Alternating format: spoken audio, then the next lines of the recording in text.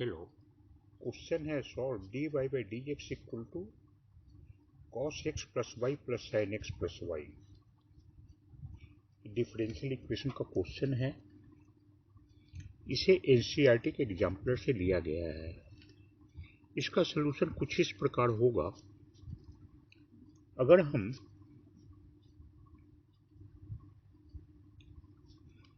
t equal to x plus y लेते हैं तो dt by dx d dx of x माने 1 plus ये होगा dy by dx, यानी ये dy by dx को अगर हम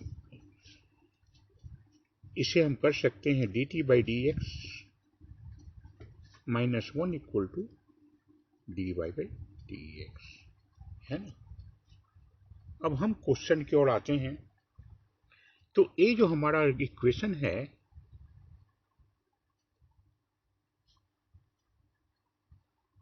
द गिवन इक्वेशन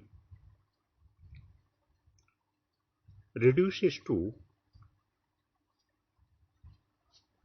क्या हो जाता है, dy by dx का वैल्यू है dt by dx minus 1, dt by dx minus 1 equal to cos x plus y. cos x plus y को हमने t पकड़ा था प्लस साइन t, है ना। तो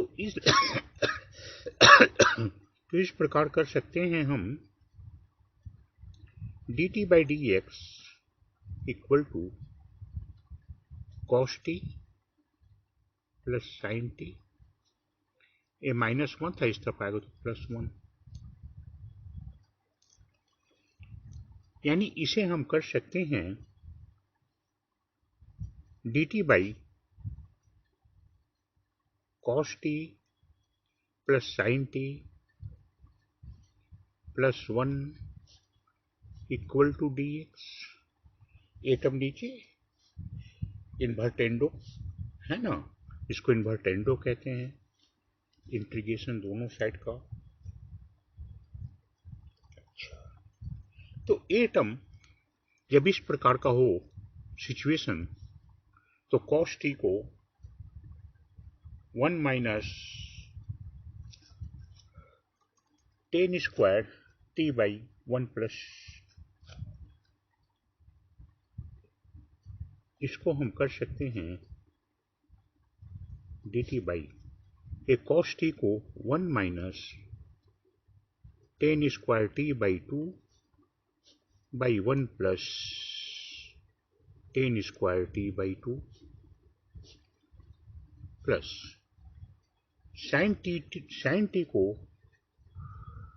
2 ten t by 2 by 1 plus 1 minus, यहाँ पे होगा 1 प्लस, हाँ 1 plus ten square t by 2, ये प्लस 1 है, प्लस 1 रहेगा। अब हम इसके ऊपर नीचे 1 प्लस टेन स्क्वायर t का मल्टीप्लाई कर दें तब हो जाएगा यहाँ पर इक्वल टू, इसका इंटीग्रेशन होगा x प्लस c,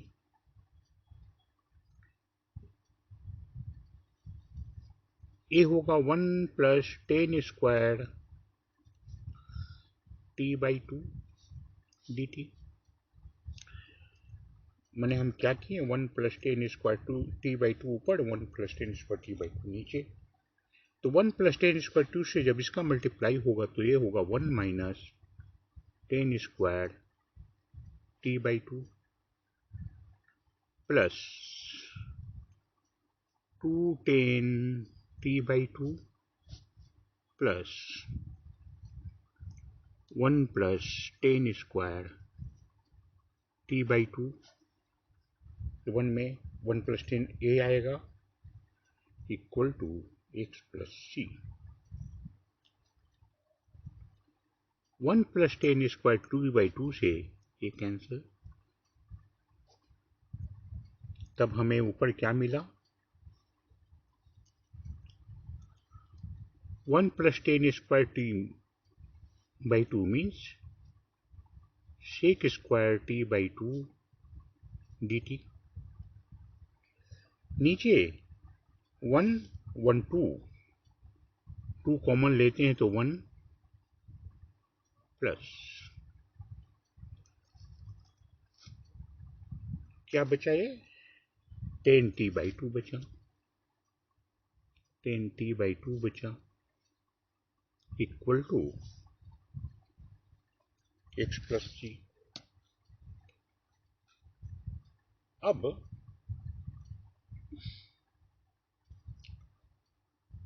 1 + 10t/2 को अगर हम z पकड़ते हैं, late z equal to 1 +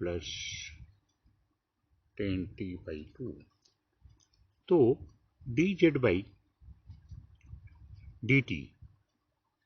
ddt of 1 mean 0 plus इसका हाफ sec² t/2, यानी dz बराबर होगा हाफ sec² t/2 dt।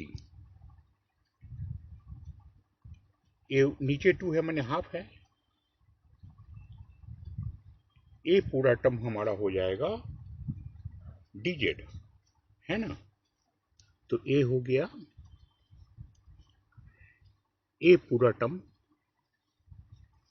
देखिए dz के बराबर है। dz/a टर्म, इसको तो हमने z पकड़ा था, इक्वल टू x + c। इसे हम कर सकते हैं log z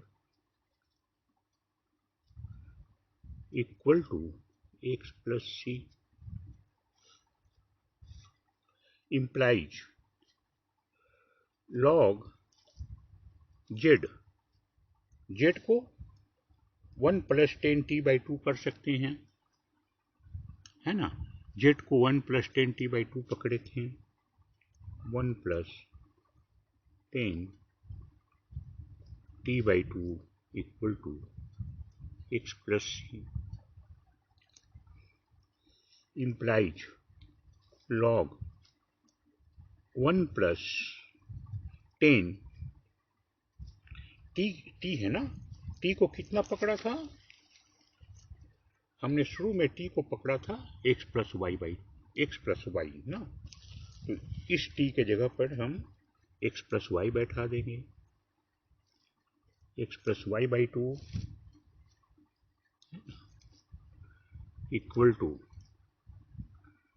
x + c। यही हमारा, ये पूरा हमारा सॉल्यूशन होगा, ठीक है?